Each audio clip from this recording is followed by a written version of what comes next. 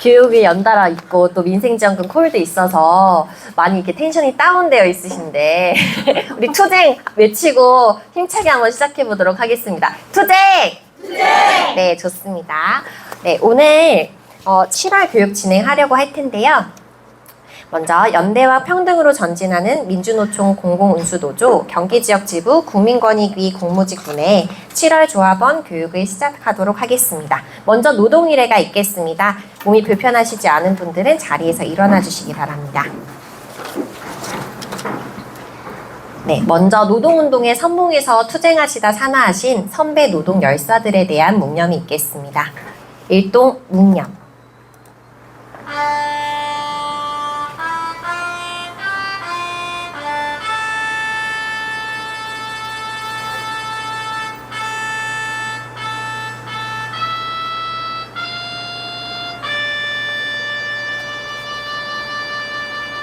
바로 임을 위한 행진곡 제창이 있겠습니다.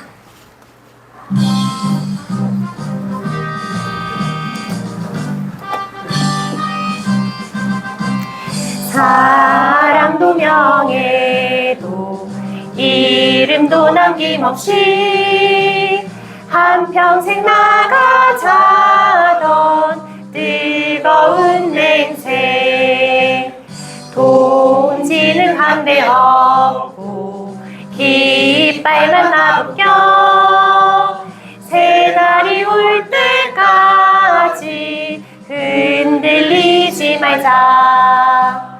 세월은 흘러가도 상처는 한다. 깨어나서 외치는 뜨거운 함성 앞서서 나가니 산자여 따르라. 앞서서 나가니 산자여 따르라. 투쟁! 네, 모두 자리에 앉아주시기 바랍니다. 다음은 부회장님이 인사가 말씀이 있겠습니다.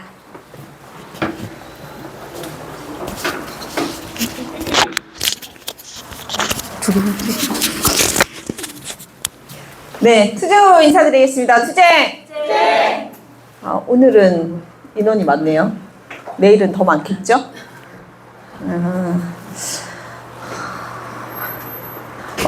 저희가 숨가쁜 6월과 7월을 보냈습니다. 비도 오고 무더위도 있었고 뭐 여러 가지 일들이 많이 있었지만 그 중에서 쟁의권도 확보하고 그다음 파업도 해보고 그리고 우리 지금 민생지원금에 관한 안내도 하고 있지만 이 민생지원금에 관한 사실 우리가 뭐 민생지원금 때문에 투쟁을 하는 건 아니잖아요. 우리의 처우 개선을 위해서 하는 거고 그 중간에 민생지원금이라는 정부 정책이 시행되면서 이게 수단으로 이용이 되는 거지 이것 때문에 우리가 파업을 하는 건 아니다라는 건 분명히 아셨으면 좋겠어요. 예. 근데 사측도 그렇고 외부에서 그 먹잇감을 노리는 하이에나들은 꼭 우리가 민생지원금 때문에 파업하는 것이냐 이렇게 많이 보도가 되고 있죠. 그래서 저희가 2차 파업을 어떻게 진행해야 되는지에 대한 고민을 많이 했습니다. 사측에게 저희가 쟁의권을 확보하고 6월 30날 파업을 진행하기 전에 뭐라고 얘기를 했냐면 민생지원금이 시작되면 콜이 폭주하기 시작할 거다. 그러면 그때 우리 동지들은 또 힘들 테니 우리는 그날 첫날 파업을 하겠다. 언제가 될지 모르겠으나 첫날 파업을 하겠다라고 말씀을 드렸고 얘기를 했고 그것이 이제 첫날이 사실은 7월 21일 뭐 많은 분들이 하루라고 사측도 그렇게 생각을 했어요. 하루라고 생각을 하겠지만 저희의 입장에서는 하루가 아니다. 5일이거든요. 주민번호 그러니까 출생연도 끝자리로 지금 신청을 받고 있으니까 국민들의 16번, 27번, 38번 이렇게 따지면 월요일부터 금요일까지가 첫날인 거죠. 저희는 월요일부터 금요일이 똑같은 안내를 하는 날이긴 하지만 국민을 대상으로 하는 저희들에게는 첫날인 거라 5일 동안 우리는 파업을 시행할 수밖에 없다. 그랬더니 사측이 그러면 우리 문 닫아야 되는데 걱정을 하더라고요. 그럼 문을 안 닫게 정부에서 운영하고 있는 이 비긴급 기관인 110이 5일 파업했다고 해서 문 닫을 리는 만무하겠지만 그렇게 되면 저희의 타격감도 사실은 크죠. 저희가 하루 파업을 하고 각자의 급여 명세서를 저번 주에 받았죠. 근데 차이가 조금 있었죠. 타격감이 있었어요. 크다면 크고 작다면 작은 아무렇지도 않은 누구에게는 아무렇지도 않은 금액일 수 있지만 누구에게는 저 같은 사람에게는 아주 큰 금액이었어요. 다들 아니라고 얘기는 하겠지만 맞아요. 전 애가 셋이거든요. 그래요. 네. 그래서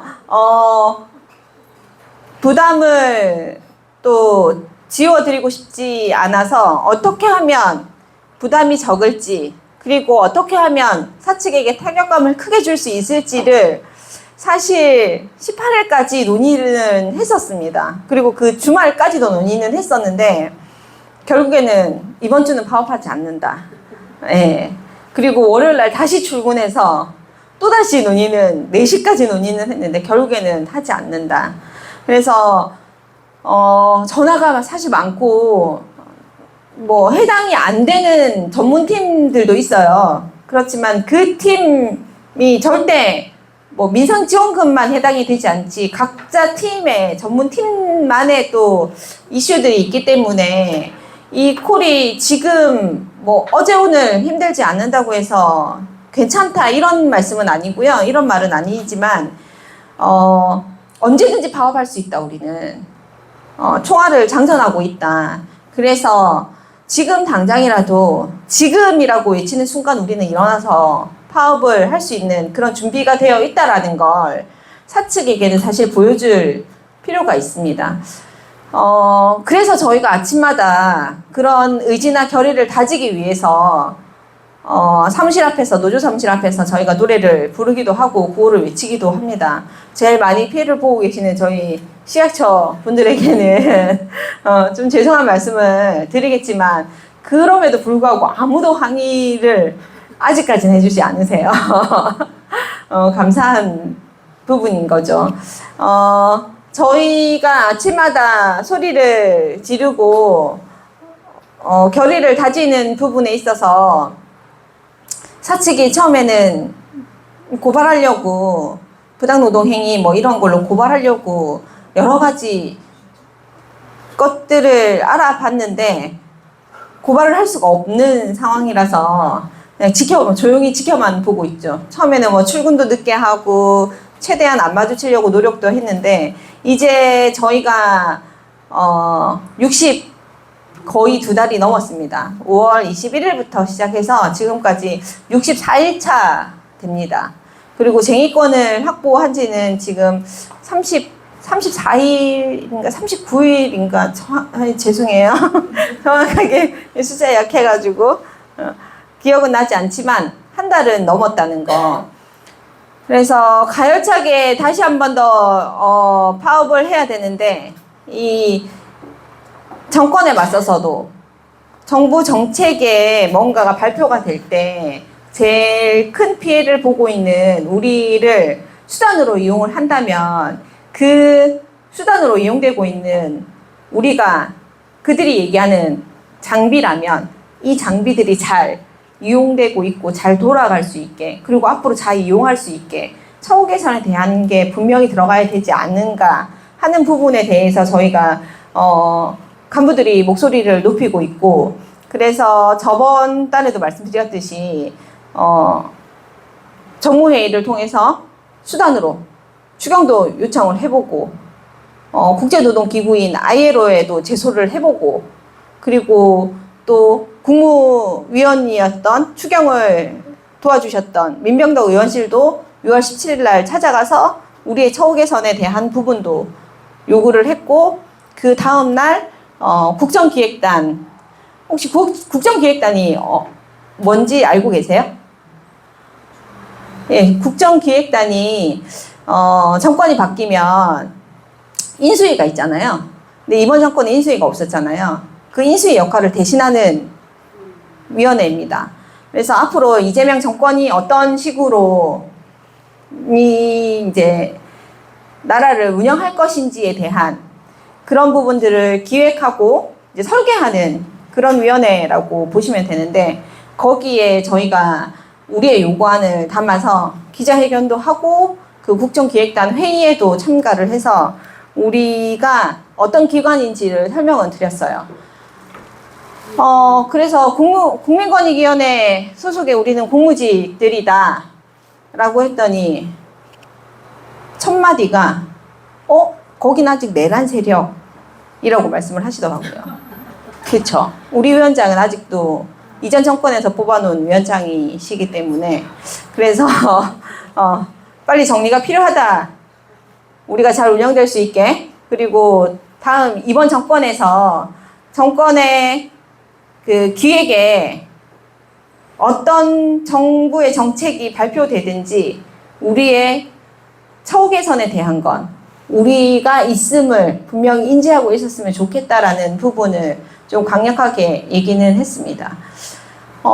지금 저희는 주간에서만 일을 하니까 잘 모르시겠지만 저희는 24시간 운영되고 있는 콜센터입니다. 그래서 야간에 저녁에 7시에 출근하는 야간팀들이 따로 있어요. 110에는 야간팀들이 따로 있고, 그분들은 한 10명 남짓한 분들인데 그분들은 냉난방이 안 돼요. 이 청사 자체에 저녁에 5시 50분이 되면 모든 냉난방들이 꺼집니다. 저희 퇴근할 때. 그리고 오전 8시 30분이 되면 켜져요. 그래서 저녁 7시부터 근무하시는 그분들은 저희가 낮에 누리고 있는 이런 것들을 누리지 못합니다. 여름에는 개인 선풍기, 이제는 K마크 있는 건 사용을 할 수 있으니까 그런 대로, 저희 실에 또 에어컨도 있으니까 그런 대로 뭐 아주 괜찮다는 아니지만 그런 대로 운영은 할 수 있는데, 한겨울에 영하 20도가 넘는 한겨울에 난방이 안 돼요. 근데 온풍기라든지 이런 난방기를 사용할 수가 없어요. 그래서 발이 너무 시려워서 근무하기 너무 힘들다라는 말씀을 너무 많이 하세요. 그리고 화장실에 온수가 안 나와요. 그래서 화장실 이용하고 손 씻을 때 정수기에서 뜨거운 물 받아 씻으신대요. 그래서 그런 것들에 대한 처우 개선이 필요하다. 분명히 할 수 있음에도 불구하고 사측은 움직이지 않는다. 정말 이런 얘기들을, 이 얘기를 국정기획단에 얘기를 해야 되는 저희가 좀 찌질하죠. 예.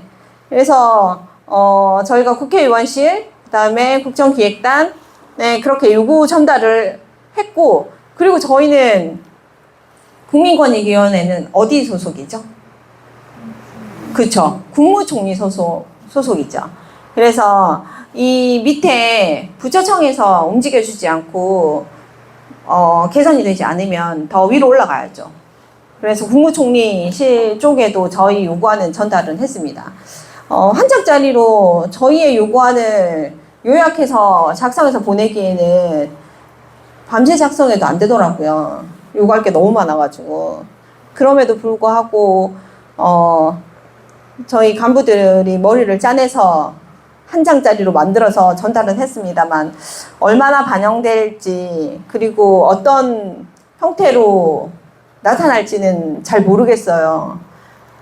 좋은 결과가 있기만을 그냥 기대하고 있고, 저희는 이제 중앙행정기관이기 때문에 정부위 소속이긴 합니다만, 저희가 공무원이 아니니까, 국무직이니까 이 근무 환경에 대한 건 고용노동부 소속 관할이에요. 그래서 환노위에, 환경노동위원회에 저희의 근무 환경에 대한 개선, 그 위쪽에 보건복지부나 교육부나 이렇게 상담사 간의 간격을 살펴보면 뭐 최소가 뭐 100cm가 넘고, 그럼에도 불구하고 우리는 뒤에 사람이 일어나면 함께 일어날 수 없는 구조로 되어 있는 좁은 공간에서, 그리고 코로나 때 설치했던 아크릴판을 아직도 설치하고 있고, 그걸 치울 데가 없어서 그냥 방치하고 있고, 또 그 설치되어 있는 것 때문에 빛 반사로 인한 눈부심이 너무 심해서 불편한 부분, 뭐 우선은 맞은편하고에 그 아크릴판이라도 설치되어 있으니까 조금 가림막이 있어서 안전하게 느껴진다라는 분들도 계세요. 그러면 그 아크릴판이 아니라 저희의 그 칸막이를 높여야 되는 거죠, 실은. 예. 그 소리가 울려서, 사실 아크릴판 때문에 소리가 더 울려서 사무실이 더 시끄럽거든요. 웅웅웅 울리는 소리 때문에. 근데 저희는 소음기도 켜고 있잖아요. 그래서 되게 사실은 시끄러운 환경에 노출이 되어 있어요. 그래서 그 아크릴판이 아니라 서로와 서로의 칸막이를 올려서 사무 공간을 안정적으로 만들어야지, 그 아크릴판이 있기 때문에 안 치웠으면 좋겠다 하는 건 조금은 생각을 조금 달리 해주셨으면 좋겠다 하는 부분이 있고, 그래서 이런 부분들 정말 사소한 사측의 노력만 있다면 얼마든지 개선될 수 있는 이런 부분들을 우리가 국회에 가서 뭐 정무위에 고용노동부에 가서 을지로 위원을 찾아가서 이렇게 얘기를 해야 된다는 이 현실이 좀 안타깝기도 합니다. 그런데 사측은 늘 얘기하죠. 비용이다. 예. 그쵸. 비용이죠. 우리는 숨만 쉬어도 돈이 들잖아요. 노력은 분명히 해야 된다. 같은 공간에서 근무를 하니까 노력은 필요하다라는 부분은 계속 어필은 하고 있습니다.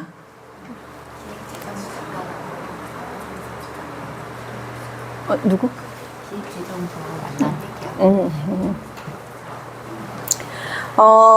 그리고 저희가 이제 나중에 저희 활동한 거 보시면 아시겠지만, 저희가 기획재정부의 예산 담당자, 지금은 이제 설명을 많이 들으셔서 아시겠지만 저희가 지금 내년도에 본 예산을 결정하고 있는 시기이기도 합니다.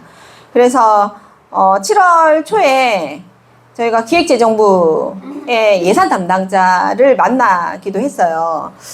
저번 달에 제가 설명드릴 때 10년 만에 저희 그 권익위 담당자가 맨날 10분만 얘기 들었는데 이번에 1시간 얘기 들어줘서 감동받았다, 뭐 이런 말씀을 제가 전해 드렸는데, 1시간을 얘기했으면 충분히 우리 의견이 전달이 됐을 텐데, 어떤 부분에서 저는 사실 감동을 받았는지는 잘 모르겠으나, 이제 얘기하다 보니까 저는 한 1시간 반 정도 얘기는 했거든요. 근데 1시간 반으로도 저는 모자랐어요. 그리고 왜 우리의 임금이 그동안 오르지 않았는지에 대해서 여쭤봤거든요. 그랬더니 그 사측은 기획재정부에서 공무직의 수당을 추가하면 안 된다라는 이런 지침이 있어서 추가를 할 수가 없었다라고 말하는데, 그게 사실이냐? 너네는 왜 공무원들은 수당을 그렇게 많이 가져가면서 우리의 수당은 추가해주지 않았냐, 그 지침에 왜 그렇게 잘 따랐냐라고 물었더니 그러지 않았다. 경찰청도 수당이 신설됐고 여러 기관들이 신설된 기관들이 많다. 허나 모든 공무직들을 다 추가해줄 수는 없고 우선순위를 정했을 뿐이다. 와서 꼭 필요하다 절실하게 얘기한 단위들은 추가해서 올렸다. 그래서 그럼 저희는 절실하지 않았냐. 라고 했더니 뭐 그닥 뭐 그렇게 말씀을 하셔서 그래서 그런 것 같아서 이번에 내가 왔다. 우리가 얼마나 절실한지 얘기를 좀 들어줬으면 좋겠다 하고 떠들다 보니까 1시간을 넘게 혼자 떠들고 있더라고요. 네, 그래서 지금 우리는 대국민 서비스를 하고 있고 그리고 파업도 강행했다. 그래서 모든 국민들을 정부에서 안내하는 모든 서비스를 우리는 중지시킬 수 있으니 내놔라. 결국에는 절실함이 아니라 협박이었던 것 같아요. 지금 생각해 보니까 그러네요. 네. 그래서 사측은 한 번 더 갔습니다. 제가 갔다 오고 나서 사측은 한 번 더 갔어요. 기획재정부 예산 담당자를 만나러 한 번 더 갔고, 실은 예산 담당자와 여기 실무자 이렇게 한 2명 정도 가거든요. 근데 이번에는 7월 14일 날 갔는데 센터장부터 해서 뭉탱이로 다 갔더라고요. 오후를 통째로 비워서 다 갔더라고요. 보니까 16일이었나? 그래서 어디 갔냐고 물었더니 이제 기재부 갔다고 해서 잘 만나고 왔냐 물어봤더니 이번에 잘 만나고 왔다. 가서 저번에 왔다고 얘기 들었다. 그렇게 말씀을 잘 하셨다면서요. 그래서 내가 아니 뭐 거기서 말씀을 잘 하셨으니까 그렇겠죠. 그리고 이제 권익위를 좀 우쭈쭈 했는데 얘기가 이번에 잘 될 것 같다. 느낌이 좋다. 그래서 그러면 우리 근속수당 2만 원 무조건 따온 거라고 그냥 알면 되겠냐. 우리 조합원들한테 그렇게 알리면 되겠냐. 그랬더니 그거는 아직 심사 중이라 확정은 지을 수 없다. 그래서 속으로 그러니까 근속수당 2만 원이라도 꼭 따와라. 아니면 진짜 너네들 총살 당할지도 모른다. 제가 속으로 그렇게 생각은 했거든요. 저희가 요구한 건 사실 올해 요구한 건 기본급 50만 원이었잖아요. 그런데 그 부분을 올릴 수가 없어서 저희가 쟁의권을 확보했고, 저희가 추경에 대한 건 아니었어요, 사실은. 저희가 쟁의권을 확보하는 과정에 추경은 이벤트로 들어가 있었던 하나의 그것도 수단이었다고 하시면 좋을 것 같아요. 내년에 본 예산을 그런 이벤트를 통해서 조금 더 수월하게 받을 수 있는, 그래서 쟁의권까지 확보할 수 있었던 수단이었다라고 생각해 주시면 좋을 것 같고, 추경까지 받았으면 더 좋았겠죠. 근데 한 번도 사실은 단위에 저희는 부서에 불과하거든요. 이 부서가 추경에서 논의된 적은 사실은 잘 없어요. 그리고 다산콜도 재단으로 되어 있기 때문에 120번 재단으로서 만약에 추경이 서울시에서 추경을 받거나 뭔가 예산이 확보가 되는 건 재단 자체로 되는 거지, 뭐 우리처럼 이렇게 부서였다면 아마 거기도 힘들지 않았을까. 왜냐면 거기도 10년을 투쟁을 해서 재단으로 나온 거거든요, 서울시에서. 그래서 우리는 우선은 우리에게 당장 돌아오는 거는 없지만, 손에 보여지는 금융치료는 아직은 안 됐지만, 내년도 예산, 그리고 앞으로 한 발씩 나아가기 위한 수단으로 이번에 추경에 110이라는 이름이 들어갔다는 거, 그리고 한 번 무산됐으면 두 번째는 사실 거론이 안 되는데 추경 1차, 2차까지 거론이 됐다라는 거에 조금 우리의 힘이 조금 더 커졌다라고 생각해 주시면 좋을 것 같아요. 이제 그리고 또 6월 30날 파업을 하고 저희가 서울 정부합동민원센터장인 국장급을 저희가 만났거든요. 면담을 했어요. 그래서 파업을 하고 파업을 한 동지들한테 성과에 대한 피해가 아무도 가지 않았으면 좋겠다라고 말씀을 드렸고, 그건 당연한 거다라고 답변을 받았는데, 저희가 그날 하루에 대한 피해는 없죠. 근데 저희는 성과평가를 그날 하루만 하진 않잖아요. 한 달에 대한 성과평가를 하죠. 그러면 한 달에 대한 성과평가를 했을 때에 그 하루가 포함되니까 혹시 성과평가에 대한 피해가 그 어느 팀이라도 있다면 그건 저에게 제보를 해주시면 무조건 따져서 그건 바로잡도록 하겠습니다. 저희가 법적으로 보장되어 있는 정당한 권리를 가지고 행사하는 거기 때문에 거기에 대한 어떠한 조치도 이루어지면 안 되는 거라서 누구 하나라도 손해를 보면 안 돼요. 그리고 그때 저희끼리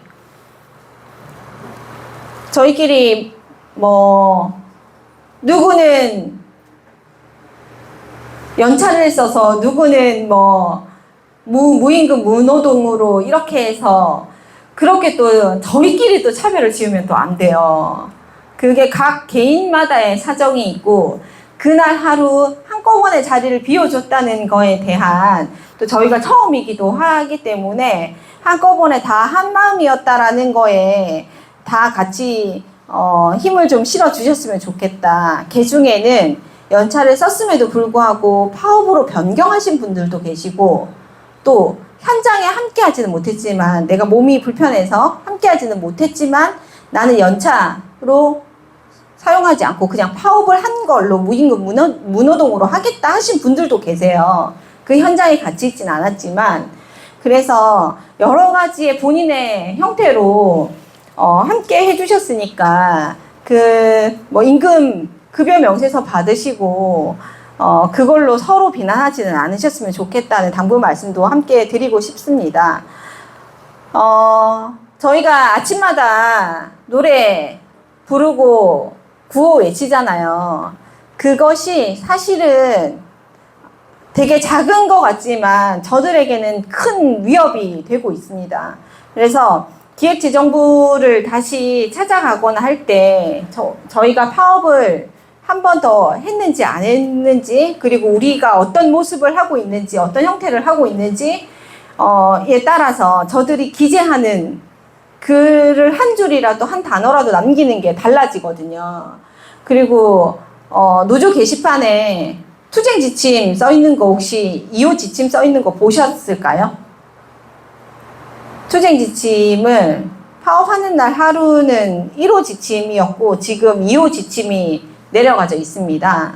그래서 다들 보시고 그 지침에 조금 따라 주셨으면 좋겠다. 지금 이번에는 그리고 사측이 저희한테 직접적으로 위협을 가할 수는 없기 때문에 청사관리소를 등에 업고 저희한테 위협을 가하고 있습니다. 근데 그것 또한 부당노동 행위예요. 예전에는 저희가 이 조끼를 2층에서만 입어야 된다라고 말씀을 드렸잖아요. 근데 지금은 안 그래도 됩니다. 이 조끼 입고 어디든 다니셔도 돼요. 여기는 저희가 근무하는 사업장이고 저희가 쟁의권을 확보하고 있는 부분이기 때문에 조끼 입고 어디서든 다니셔도 되고 그리고 당당하게 조끼 착용하셔도 되고 청사관리소의 담당자가 저희에게 그랬거든. 조끼 입는 것까지는 오케이 인정한다. 그렇지만 뒤에 있는 등자보는 뭔가를 암시하는 거기 때문에 떼라 라고 했는데 안 떼셔도 돼요. 그거는 저희의 요구안이 들어있는 거기도 하고 그리고 저희가 제2권을 확보한 곳이기 때문에 나는 그냥 붙이고 다니겠다. 뭐 때문에 제재하냐. 이건 부당노동 행위에 해당한다라고 당당히 말씀하시면 되고 거기에서 지침에 따라서 청사관리 지침에 따라서 뭔가를 얘기하면 저희 노동법에 따라서 우리는 정당하게 제2권을 확보한 노동조합이고 법적으로 왜 뭐가 위반되는지를 갖고 와봐라. 그리고 네 명함 내놔. 네. 그래서 명함 받아오시면 돼요. 그러면 제가 강력하게 하겠습니다. 그들은 뭔가 법령을 제시하고 뭔가를 얘기할 때 자꾸 법 위반이라고 얘기를 합니다. 근데 어떤 법인지 명확한 법인지를 얘기하라고 하면 얘기를 못 해요. 지침에 따라서. 근데 저희가 지침을 얘기하면 지침은 우리만의 규율이지 꼭 지켜야 되는 건 아니다라고 또 얘기를 하거든요. 그래서 말을 할 때마다 달라지는 그들에게 우리는 좀 강력하게, 누구든지 강력하게 다 요구를 지금은 해도 된다. 그래서 저희가 처음에는 몰라가지고 노조 사무실 안에서만 노래했잖아요. 근데 지금은 복도에 나와서 소리 질러도 아무도 말 못합니다. 처음에는 놀래가지고 막 고발하려고 여기저기 알아봤는데 지금은 아무도 말 못해요. 그리고 이제는 보면서 그냥 한숨 쉬고 들어가고 그래요, 그냥. 네. 그래서 많은 인원이 저희 40분에 모여서 한 10분 정도 하거든요. 근데 그 10분이 그들한테는 엄청난 위협이 된다고 하더라고요. 그래서 제발 안 하면 안 되냐 라고 해요. 그때 동지들이 열받아서 하는 걸 내가 하지 말라고 할 수도 없고 그냥 나도 그러고 싶다. 하지 말라고 하고 싶다. 근데 하겠다는데 어떡하냐. 그거 어쩔 수 없다. 그냥 귀에 꽂아라. 그랬거든요. 듣기 싫으면 뭐 꽂던가 아니면 늦게 출근하던가 아니면 뭐 초계선을 해주던가. 그래서 저희는 합의가 될 때까지 사실 쟁의권이 있기 때문에 언제 마무리가 될지는 잘 모르겠어요. 그래서 마무리를 잘 짓고 싶지만 사실은 우리들 다 알고 있잖아요. 올해 임금 인상이 우리가 요구한 만큼은 되지 않는다는 거 알고 있잖아요. 그래서 추경으로라도 어떻게 해서 추경으로라도 올려보려고 했으나 우리의 부위원장인 이 똥 위원장이 날려버렸죠. 예. 그래서 이제는 내년도 예산을 잘 생각해야 된다. 내년도에는 저희 민원수당 하도 민생지원금 안내를 했더니 민자만 나오면 그냥 민생지원금이 나오네요. 민원수당 5만 원을 후봉으로 녹여서 지금 5년차 이상이 돼야 5만 원 이상을 받고 있는데 그 민원수당은 이제 오롯이 내가 다 받았으면 좋겠다라는 요구를 했고 근속수당이 들어가게 되면 1년차부터 해서 근속수당 곱하기 내 호봉인 거고요. 2만 원 곱하기 내 호봉인 겁니다. 그러니까 제가 만약에 10호봉이면 좋겠다. 10호봉이면 20만 원인 거죠. 내년에 제가 10호봉이 되면 전 20만 원인 거죠. 그리고 민원수당 5만 원에 해서 15만 원이 된다. 이렇게 아주 기본적으로 이렇게 이해를 하시면 되고 저희가 민원수당이 5만 원에 정부에서 발표한 게 있어요. 추가 3만 원에 해서 8만 원이 지금 저희의 요구는 10만 원이었는데 사측에서 8만 원 요구했거든요. 그래서 추가 3만 원까지 되면 1인당 이제 민원수당 8만 원에 내 10호봉인 20만 원에서 28만 원이 10호봉이구나. 부럽다. 네. 그렇게 된다라고 생각하시면 될 것 같아요. 그래서 우리가 지금 안내하고 있는 이런 모든 것들은 나의 경력이고 나의 스킬이잖아요. 그래서 요것들을 좀 잘, 예전에는 그냥 누구나 할 수 있는 게 콜센터 일이었다면 지금은 전문성이 있어야 되는 거잖아요. 지금 민생지원금 전문 콜센터만 봐도 거기에서 지금 상담이 안 돼요.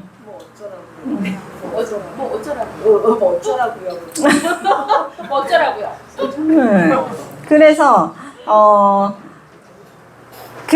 이런 경력들을 좀 장기로 해서 됐으면 좋겠다 하는 생각이 처우 개선이 점점점 좋아지면서 됐으면 좋겠다는 생각이 듭니다. 말을 너무 많이 해가지고 예, 이제 끊어야 될 것 같아요. 저희 지금 45분인데요. 55분까지 쉬고 자리에서 만나겠습니다. 제가 안 한 얘기가 있나요, 혹시? 뭔지 몰라.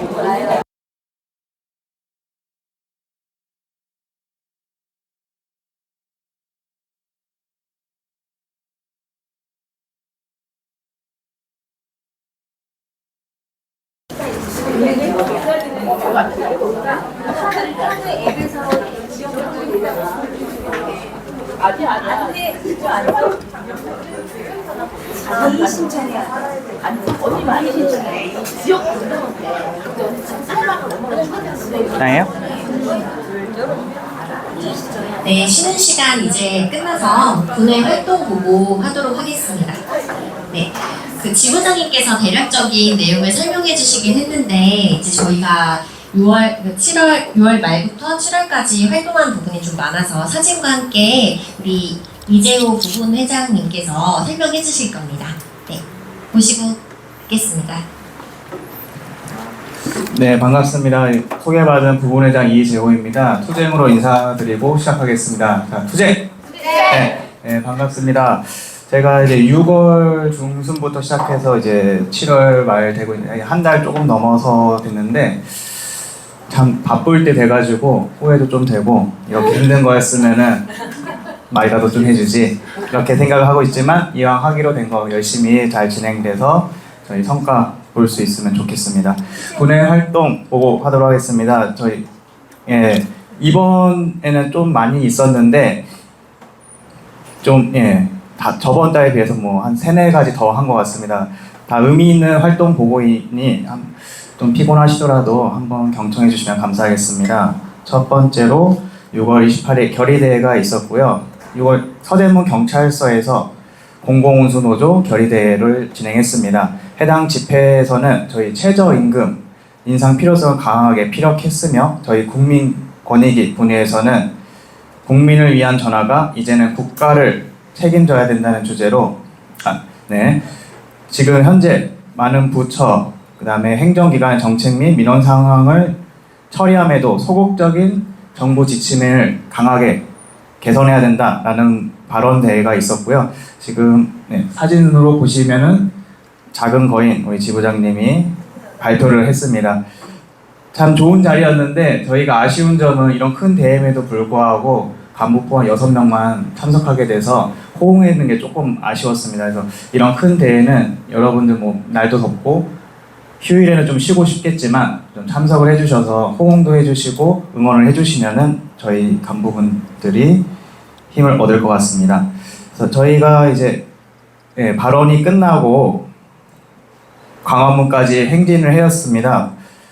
네, 그래서 여기를 참석을 해보니까 교육 공무직분들은 정말 많이 참석을 하셨더라고요. 그래서 아무래도 인원이 많은 쪽에서 이제 발언 기회도 많고 집중을 해주시기 때문에 다시 한번 피력드리지만 이런 큰 대회는 한 번씩만이라도 참석을 부탁드리도록 하겠습니다.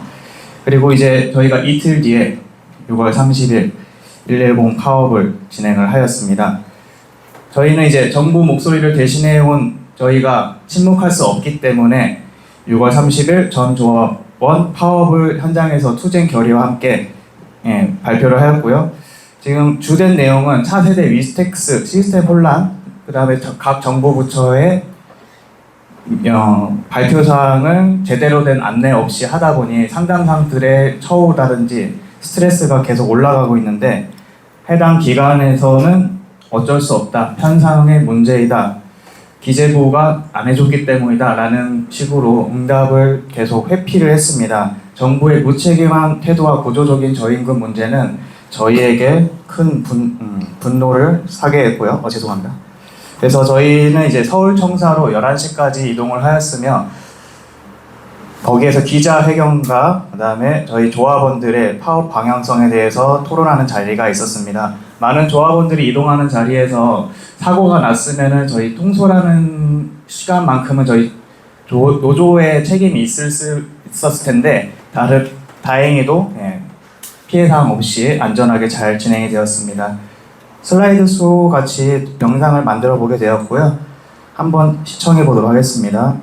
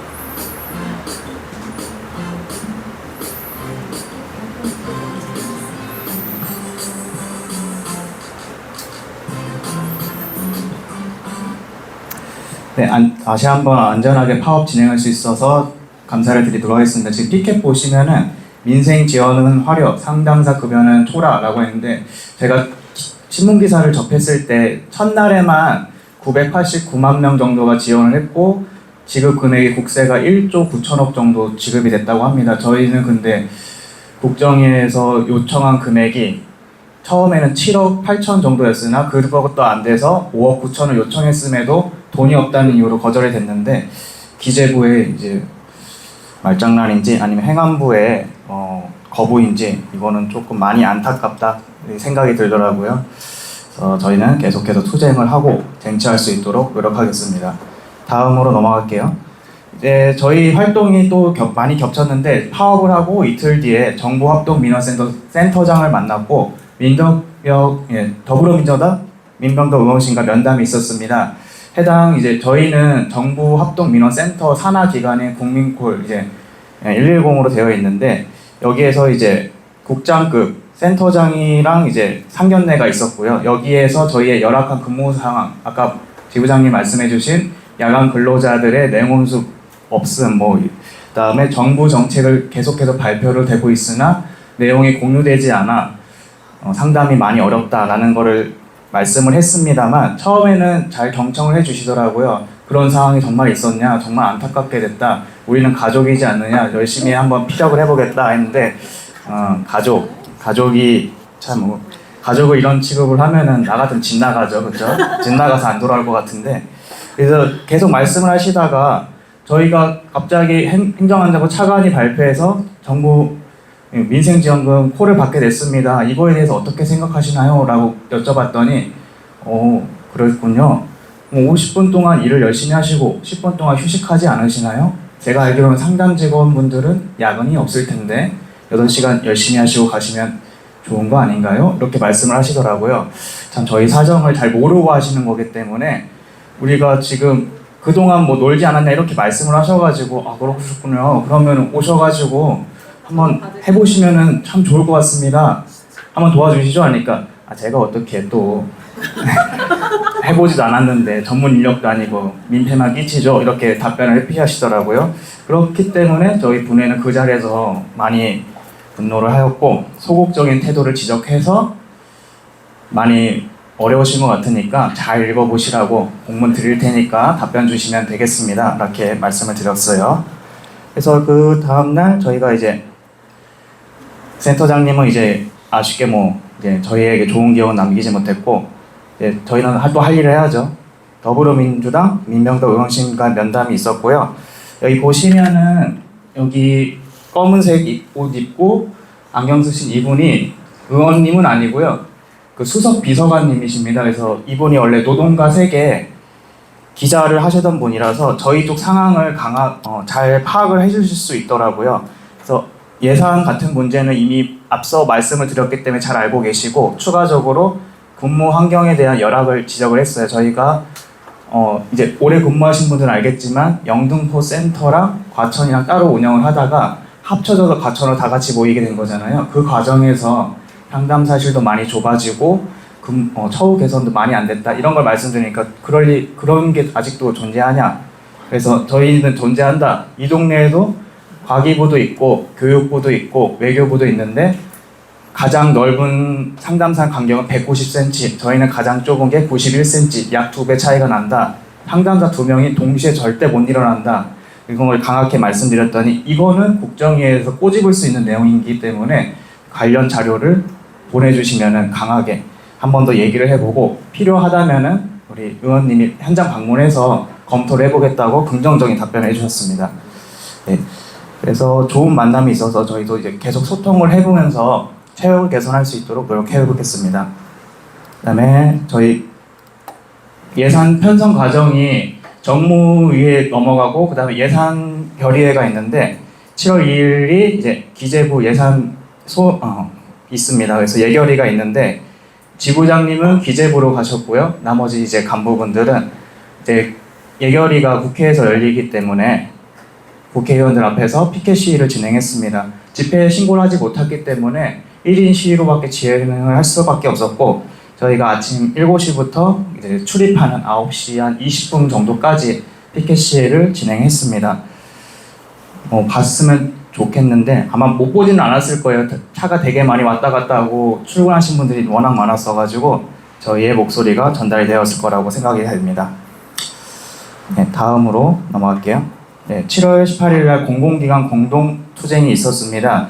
여기에서는 이제 각 공공기관의 지부장분들이 각자의 현실을 발언했었고요. 저희 지부장님은 부디 저희 민생 쿠폰 발표 이후 지금 평균적으로 8,000콜 이상의 전화가 인입이 되고 있습니다. 그래서 이런 부분에도 불구하고 행안부에서는 약 9억 원의 지원금을 받았죠. 근데 하지만 저희 정보민원합동콜센터는 0원의 지원을 받아서 이 부당한 대우에 대해서 국정기업위원회에서 예산 편성 이런 거를 한 번 더 검토해 주시길 바란다는 내용을 강조했습니다. 그래서 다음 화면을 보시면은 기자회견 이후 국정기업위원회 우리의 요구안을 전달하는 모습입니다. 여기 사진을 보시면은 여기 나와 서 있어야 잘 나온다고 이사위를 고소하셔가지고 잘 나왔네요. 잘 나온 것 같지 않아요? 그래도? 네, 잘 나왔습니다. 네. 저희가 단위가 그렇게 크진 않은 것 같은데도 항상 사진은 잘 나오더라고요. 네, 갈 때마다 좀 놀라는 것 같습니다. 모든 조합원들 막 다른 막 분회장, 뭐 지부장들 다 많이 앉아 계시잖아요. 사진은 꼭 잘 나오더라고요. 네. 그리고 저희가 7월 24일 기준 64일째 아침 선전 농가를 부르고 있는데 저희가 시작한 날이 5월 21일부터입니다. 6월 13일 날 쟁일권을 확보했기 때문에 이제 밖에서도 노래를 부를 수가 있게 되었던 거고요. 지금 개인 시간을 포기하고 오시는 만큼 인원이 그렇게 많지는 않습니다만 저희가 이제 예산 편성은 8월 말까지이기 때문에 저들에게 압박을 주려면은 적어도 그 시간만큼은 지원을 해주시면 좋을 것 같아요. 우리 110 분들은 해주시고 그다음에 우리 다른 전문팀 분들도 바쁘시지만 한 번씩이라도 일주일에 한 번만이라도 도움을 주셔서 같이 투쟁가 불러주시고 사측을 통해서 울분도 좀 토해보시고 너네들 두 발로 걷고 다니고 싶으면은 당장 응답하라 뭐 이런 식으로 한 번씩 질러주시면 좋을 것 같습니다. 다리 몽둥이를 뿜질러야 되는데. 자, 그 다음에는 저희 공무직 공동투쟁 어떻게 더 잘할까라는 자리가 있었습니다. 7월 21일 날 공무직 단위들이 모였던 자리이고요. 저희 공무직들이 전국 단위도 많고 그 다음에 각 부처별로도 많은데 유일하게 지금 단위 노조 중에서는 국민권익위 분회가 쟁의권 확보해서 투쟁 중에 있습니다. 그래서 선배분들, 그 다음에 작은 단위분들의 의견을 물어볼 수 있는 자리가 있었고요. 어떤 방향을 설정하면 좋을지 의견을 받았던 자리입니다. 지금 6월 3일 새로운 정부가 들어서고 아직까지는 커다란 지침은 나오지 않았습니다만 그 뉴스 보신 분들은 있을 거예요. 이재명 대통령이 그 공무직분들 최저시급으로 불리고 있는 걸 알고 있는데 그러지 않았으면 좋겠다라는 발언이 있었는데 이거를 토대로 저희 공무직분들이 최저시급 이상으로 예산 편성이 되지 않을까라는 자리가 있었습니다. 네, 지금 잘 보이시는지 모르겠는데 끝에 보면은 이 시간이 8시 56분이에요. 오후 8시 56분까지 자리를 회의를 하셨고 많이 피곤하실 텐데도 지금 아침에 저희 도와주시는 거 보면은 체력이 저보다 좋으신 거 아닌가 하고 있어요. 저는 하루하루 늙어가지고 이제 흰머리가 좀 많이 나오기 시작하거든요. 그래서 저 괜히 했다는 생각이 들어요. 저 이러다가 한 5개월만 있으면은 한 50살 아저씨로 보일 것 같아서 안타깝네요. 왜 이렇게 좋아지는데?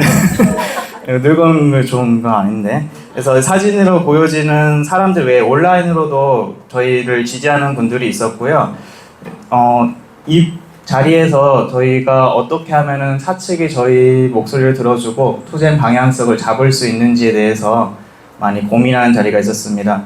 그냥 아무데나 막 때리면은 아프니까 고양이도 붕재 물잖아요. 그러니까 조금씩 그냥 울 때를 딱 때려서 정말 아프다 한 번 더 맞으면 갈 수도 있겠는데 중요 부위만 타격할 수 있으면 좋기 때문에 여기에서 많은 조언을 받았습니다. 그리고 휴식 시간 아까 했으니까 넘어가고, 그다음에 우리 내년 최저임금은 1320원으로 책정이 되었습니다.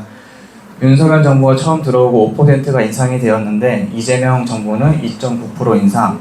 이게 저희에게는 그다지 좋은 소식은 아니죠. 공무직분들은 대부분 최저임금으로 구성이 되니까.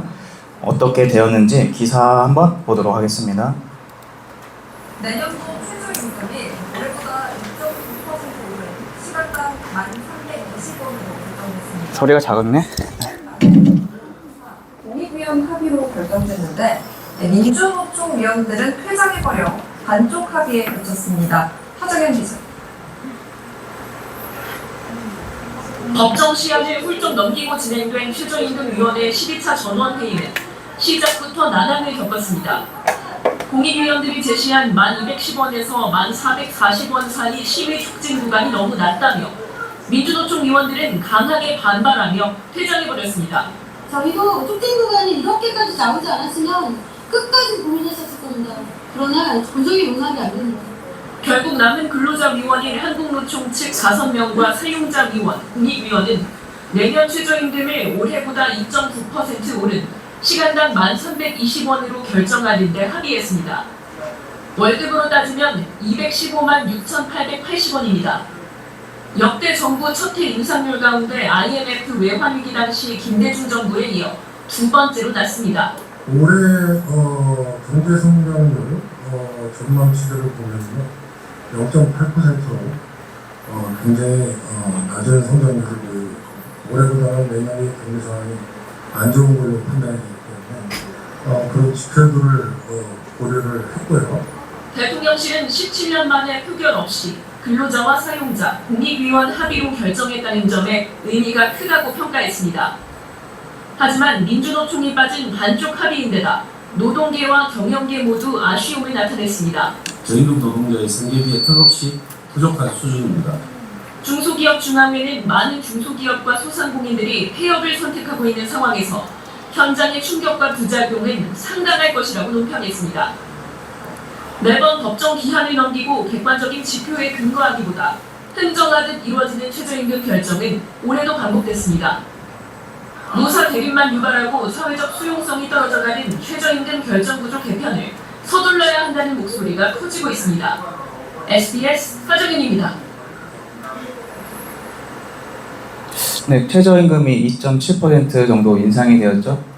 공무원 제가 올해 인상률 확인해 보니까 뭐 역대 최고로 3% 인상됐다라는 기사를 봤어요. 근데 역대 뭐 최고라고 하지만 그분들은 뭐 각종 수당이 있기 때문에 저희와 이제 다른 급여 체계를 가지고 있습니다. 그래서 뭐 공무원분들 3% 올렸으니까 너희 공무직들도 3%면 만족하지 않겠습니까? 라고 하는 거는 같은 수당을 줬을 때 이야기고요. 저희는 뭐 기본급을 못 올리기 때문에 각종 수당을 추가해야 되지 않냐 이렇게 계속 요구를 하고 있어요. 저희가 자료 조사를 해보니까 이 동네에 콜센터가 좀 여러 개가 있습니다. 뭐 알고 계시겠지만 과기부, 보건복지부, 외교부, 국토교통부 등이 있는데 그분들은 이제 가족 수당을 받고 있고 이제 저희가 받지 못하는 근속 수당은 당연히 받고 있고요. 그다음에 과천이다 보니까 교통편들이 안 좋으신 분들을 위해서 교통 수당까지 지급하는 부서가 있더라고요. 그래서 그 부분에 대해서 솔직히 뭐 국정위에서 상담사들의 뭐 받는 게 같다라는 이유로 거부를 했잖아요. 그렇기 때문에 그런 수준에는 일단 맞춰주고 다시 한번 고민해볼 문제가 아닌가 다시 요청을 했던 게 있는데 항상 하는 말들이 있죠. 기재부가 승인을 안 해준다. 우리는 힘이 없다. 힘이 없으면은 뭐 저희들은 뭐 계속 없는 대로 살아야 되는지 이 부분이 참 많이 이해가 되질 않더라고요. 그래서 저희는 이제 계속해서 말씀을 드리는 부분이 있는데 센터장 분도 그렇고 그다음에 뭐 아까 국장급인 정보민원합동센터장 이 부분의 인식을 먼저 개선을 해야 되는 게 우선일 것 같아요. 저희가 이제 국회의원 통해서도 예산 제출을 해봤는데 단호하게 이렇게 말씀하시더라고요. 기재부의 벽을 넘으려면 설득을 해야 돼서 공무원분들이 노력을 해야 된다. 국회의원을 통해서 진행되는 거는 가뭄에 콩나듯이 통과가 된다. 그들은 절박하지 않기 때문이에요. 배가 고프면은 가뭄에 농사라도 계속 지어보고 열매를 맺게 노력을 해야 되는데 그들은 배고프지 않기 때문에 저희의 상황을 공감하지 못하는 거죠. 그래서 저희의 목소리가 들릴 수 있고 전달이 될 수 있는 곳이라면은 간부분들은 이제 어디든지 가서 저희의 목소리를 피력해 보도록 하겠습니다. 이제 최저임금 어떤 경로로 결정이 되는지 그냥 뭐 다들 앉아가지고 경영하기 힘드니까 오늘은 2점 오르죠 이런 게 아니고 결과 논의가 있는데 설명을 잘 해주신 영상이 있어서 한번 시청해 보도록 하겠습니다. 많은 조합원들이 최저임금 요구안은 언제 나오나 이렇게 궁금해하시는데요. 요거는 최저임금 논의 순서를 알아야지 알 수 있습니다. 언론에서는 최저임금 전원회의 시작하자마자 액수를 가지고 논쟁을 벌인다고 보도하는데 실제 회의에서는 전혀 다른 이야기를 하거든요.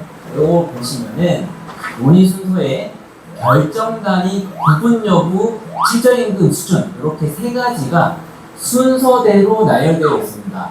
최저임금은 이 순서로 결정된다고 보시면 되겠습니다. 자, 이거를 줄여가지고 저희가 단, 구, 수, 논이라고 부릅니다. 단은 최저임금 단위의 줄임말이고요. 구는 최저임금 구분 적용, 수는 최저임금 수준 논의의 줄임말이다 보시면 되겠습니다. 근데 최저임금은 시급으로 주는 게 당연한데 이게 왜 논쟁이 되냐? 사용자들은 주휴수당 빼고 시급만 주고 싶어요. 월급으로 표시를 하면 생기는 주휴수당을 포함한 임금이 노출되잖아요. 그래서 월급 표시를 하고 싶지 않은 겁니다. 그리고 한때 이 단위 논의가 5에서 6차례 한 경우도 있습니다. 말도 안 되는 얘기죠. 지난해에는 뭐가 논쟁이 됐냐면 5조 3항 시급, 1급, 주급, 월급 단위가 아닌 건당 노동자들한테 도급 임금을 적용할 수 있다고 하는 조항입니다. 바로 단위 논의입니다. 그래서 단위 논의를 할 때 이걸 의결을 못하면 다시 이야기할 수 없습니다. 그래서 작년에 4, 5월에 최저임금위원회가 열리자마자 5조 3항을 이용해서 특구 플랫폼 노동자들한테 최저임금을 확대 적용해야 된다라는 이야기들이 나온 이유가 이것 때문이다 라고 보시면 되겠습니다. 5, 6월에는 구분 적용을 이야기하는데요. 이게 반드시 논의할 필요가 있냐, 사용자들의 주장을 왜 받아들이냐 이렇게 궁금해하시는 분들도 있겠습니다. 그런데 이게 법에 나와 있습니다. 그래서 논의해야 되는데 이 구분 적용 원래는 최저임금을 처음 도입할 때 전면 적용을 하기 위한 전 단계로서 구분 적용을 활용했습니다. 무슨 얘기냐? 최저임금을 처음부터 모든 사업장에 모든 노동자에게 적용할 수 없었기 때문에 10인 이상 제조업부터 적용을 한 겁니다. 한번 해보고 모든 노동자들에게 적용해보자라고 한 거예요. 자, 이게 저만의 주장이 아니라요. 1986년 11월 27일에 그때 당시 보건사회위원회가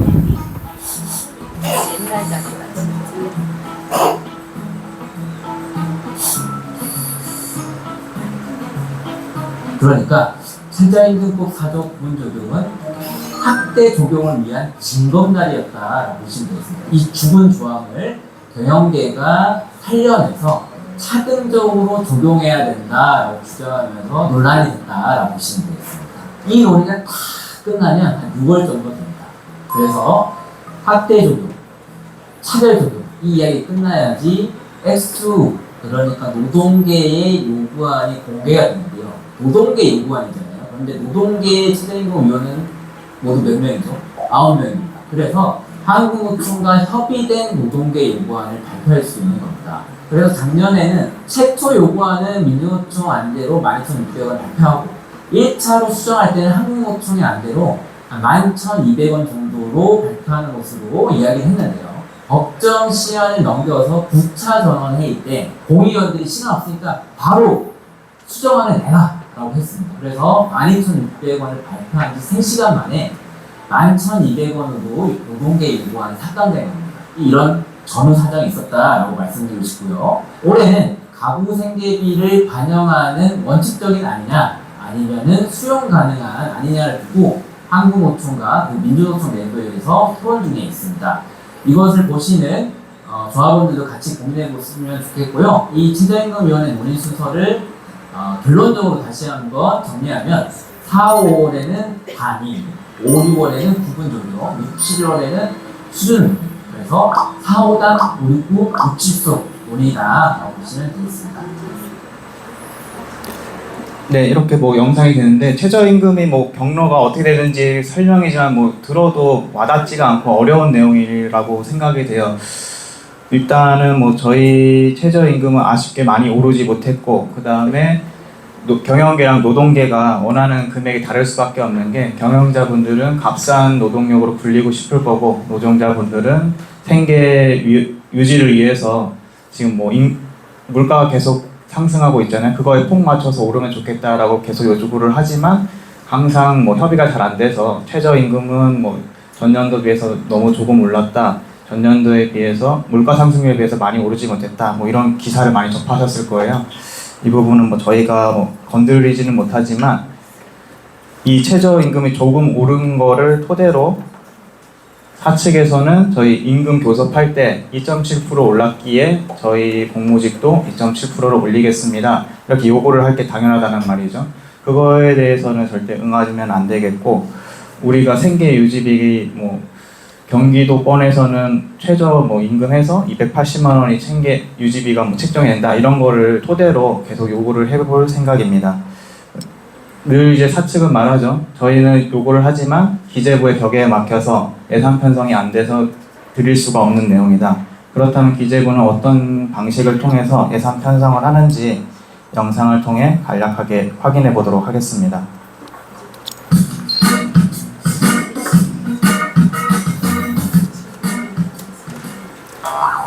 오빠, 드디어 나 합격했어. 축하한다 동생아. 장하다. 잠깐. 그럼 우리 식당은 2호 정도 내야 하는데 나 혼자 어쩌라고? 당연히 직원 뽑아야지. 야식만 있고 예산은 없나 보죠? 어서 오세요. 오늘의 점심 메뉴 하나만 주세요. 저 혹시 아르바이트 하실 생각 없으세요? 네? 저는 아기를 봐야 해서. 근데 장사가 진짜 잘 되시나 봐요. 벌써 직원들 늘리시고. 우와, 배신자.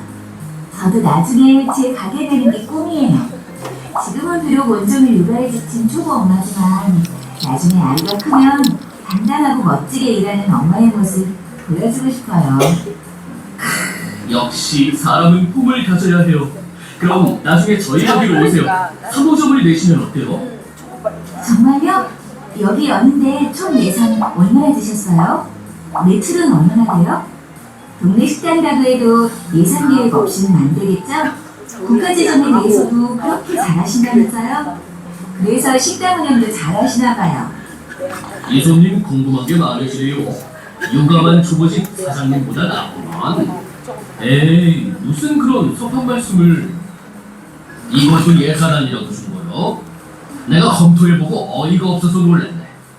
이래서 어디 2호점 내겠어요? 일단 미정씨부터 잡아요. 이런 직원 어디 가서 쉽게 못 구하니까. 그리고 예산 수립 절차에 대해서 잘 들어요. 여기 아기 엄마도. 자, 그럼 그 전에 예산 편성 및 집행의 전체 과정을 간략하게 알려줄게요. 간단해요. 우리나라의 예산 편성권은 행정부에 있어요. 그래서 행정부가 예산을 짜겠죠. 그러면 국회는 행정부로부터 제출된 그 예산안을 심의해서 확정하는 거예요. 그럼 각 부처는 국회에서 확정된 예산에 따라 집행하면 되겠죠. 그리고 예산 집행 결과인 결산은 국회의 결산 심사로 종결되는 거고요. 어때요? 간단하죠? 이게 간단한 건가요? 좀 더 들어봐야 알겠는데요? 자, 그럼 좀 디테일하게 5단계로 구분해서 알아볼게요. 1단계는 각 중앙관서장이 기획재정부 장관에게 매년 1월 31일까지 500여 년도 이상의 기간 동안에 중기사업 계획서를 제출해요. 그런 다음 2단계는 기획재정부 장관이 중기사업 계획서를 토대로 지출 한도를 설정하고 예산 편성 지침을 만들어 3월 31일까지 중앙건설 장에게 통보하는 거지요. 그럼 다음 단계는 뭘 할 것 같아요? 예산안 편성 지침을 전달했으니 중앙관서에서 기획재정부로 예산안을 제출하지 않을까요? 맞아요. 역시 이만한 직원이 없다니까. 각 중앙관서의 장은 예산안 편성 지침에 따라서 다음 연도의 예산 요구서를 작성하여 5월 31일까지 기획재정부에 장관에게 제출해요. 예산안은 기획재정부가 결정하겠네요. 그렇지요. 각 중앙관서의 장이 제출한 예산 요구서가 예산안 편성 지침에 맞는지 검토하고 이를 바탕으로 예산안을 편성하는 거죠. 마지막 단계로는 편성된 예산안을 회계연도 개시 120일 전까지 국회에 제출함으로써 예산 수립의 절차는 마무리되는 거예요. 뭔가 복잡해 보이지만 철저하게 검토한다는 느낌이 들어서 신뢰가 가네요. 국민들의 세금이니 그만큼 더 신중하고 철저하게 예산 수립을 하기 위해 1월부터 9월까지 약 8개월 동안이나 진행되는 거 아니겠어요? 내가 이걸 진작 알았으면 사부님께 이런 예산을 안 드렸죠. 가부님이 이렇게 알기 쉽게 가르쳐주는데 누군들 못할까? 하여튼 국민참여 예산제도 육아밖에 모르던 저도 할 수 있겠는데요. 당연하죠. 함께하면 더 쉽지, 더 좋지. 안 해서 못하는 것이 못해서 안 하는 거 없다니까요. 맞습니다. 그런 의미로 동생아, 이호정도 나랑 같이 해보지 않겠니? 좋아. 이 요점은 내가 맡아서 해보는 걸로. 마지막 화면 보면 알겠지만 기획재정부에서 발표한 그 요약이에요. 그렇다는 것은 이제 이분들이 생각하기에는 식당도 찾는 손님이 많으면 2호점을 개점하고 2호점도 꽉 차면 3호점도 개점을 한다는 건데 과연 저희 정보민원합동 콜센터가 국민들의 문의가 적었냐 이렇게 생각을 해본다면은 저희는 많은 사태가 있었죠. 첫 번째로 코로나 사태가 있었고 그 다음에 제가 듣기로는 마스크 지급 뭐 이런 걸로 콜이 많이 밀렸다고 합니다. 그런 것도 있었고 추가로 위텍스 이제 차세대로 도입을 하면서 되게 많은 콜이 단기간에 뭐 2달 만에 26만 콜이 몰려서 스트레스를 견디지 못해 퇴직원들이 많이 생겼다. 이런 걸 역사가 있었음에도 계속해서 이제 예산 증액을 요구할 수 있는 사항임에도 불구하고 이제 저기 권익위 직원분들은 크게 뭐 잘 넘어갔으니까 앞으로도 잘 되겠지라고 생각을 하고 예산안을 적극적으로 어필을 안 하지 않았나라고 생각이 됩니다. 그래서 이번에도 지금 큰 이슈가 생겼죠. 민생지원 쿠폰. 그래서 저희 110이랑 행정안전부가 비상이 걸렸는데 이거를 잘 넘어가는 것도 중요하지만 아무런 소음 없이 넘어가게 되면은 저들은 이제 또 그렇게 생각을 하겠죠. 잘 두면은 알아서 굴러간다. 앞으로도 잘 부탁해. 이렇게 나올 수가 있기 때문에 한 번쯤은 저희가 결의를 하는 모습을 보여서 긴장을 시키게 만들어야 된다고 저는 생각을 합니다. 그래서 첫 주는 저희가 잘 하고 있는 것 같아요. 응대를 보니까 흘러가는 콜 별로 없이 99% 이상 응대가 되고 있습니다. 이 정도면은 정부 기관에서도 저희를 인정을 해주고 지금 행정안전부만 따로 편성이 돼서 전문 콜센터가 운영이 되고 있죠. 거기는 지원을 받고 있음에도 그렇게 대단한 서비스를 못하고 있다고 알고 있습니다. 그래서 그 못하는 집단보다는 그래도 상담도 잘 해보시고 응대도 괜찮은 저희 쪽을 지원하는 방향으로 예산 편성을 요구해야 되지 않나 저희는 그렇게 생각을 하고 이쪽으로 다시 한번 때려보고 반응이 올 때까지 공략을 해보도록 하겠습니다. 이렇게 해서 이제 준비한 교육은 여기까지가 있고요. 혹시 저희가 준비를 더 해보거나 아니면 궁금하신 분이 있다면 질문을 받아보도록 하겠습니다. 질문 있으실까요? 혹시 저희 오늘 내용에 있어서 질문 있으십니까?